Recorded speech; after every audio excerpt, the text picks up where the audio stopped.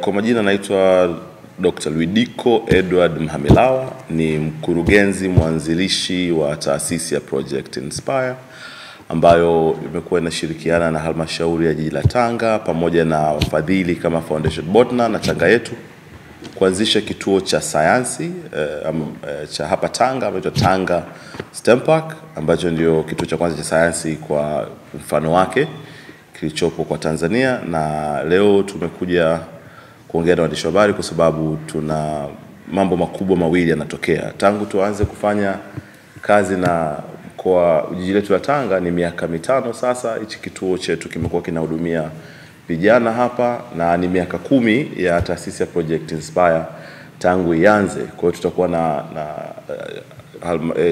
shamra za kusherehekea mafanikio ya miaka yote hii ambayo tumekuwa tukifanya kazi hapa. Kwa hiyo tutakuwa na maadhimisho ya miaka 5 ya STEM Park Tanga, lakini pia tutakuwa na vijana watakuja kuonyesha bunifu zao walizokuwa nazo, lakini tutashirikiana pia na wananchi kuja kwenye kituo chetu hapa siku ya tarehe 11 ya mwezi huu wa 3. Kwa siku ya kesho tutakuwa na hayo maadhimisho. Kutakuwa na vitu kadhaa vinavyotokea. Kimoja ambacho kitakuwepo ni maonesho ya bunifu za watoto wa kutoka kwenye klabu za mashule ambazo tulikuwa tunashirikiana nao. Utaona hapo kuna baadhi ya maonesho ya kazi zao ambazo wamezifanya za kibunifu kwenye maeneo ya sayansi, teknolojia, uhandisi na hisabati.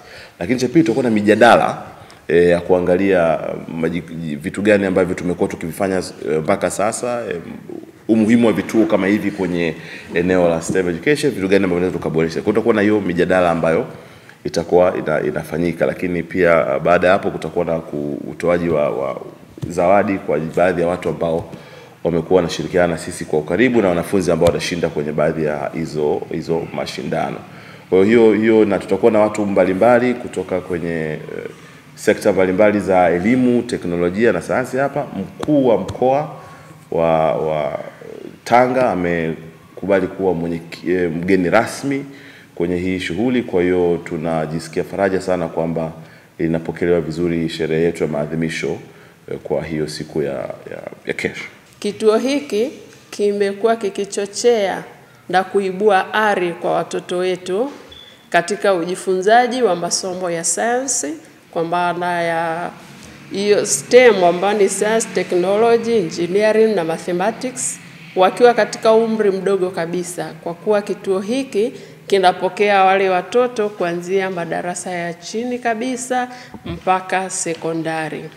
Kwa hiyo kwa namna ya pekee kabisa tunashukuru sana uwepo huu wa kituo hiki. Tunathamini mchango wao katika halmashauri yetu.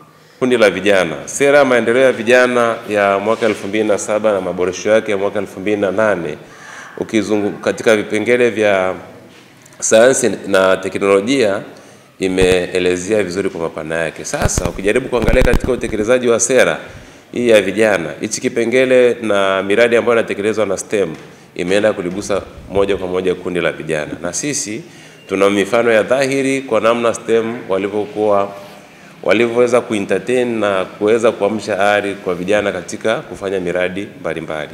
Tuna wanufaikaji wetu wa mikopo yenye masharti nafuu kwa vikundi vya vijana ambao wanafanya hizo kazi za fabrication na swala zima la program za video na movie video hizi, pamoja na uandaaji wa makala mbalimbali, tena kwa kutumia vyombo vya drones.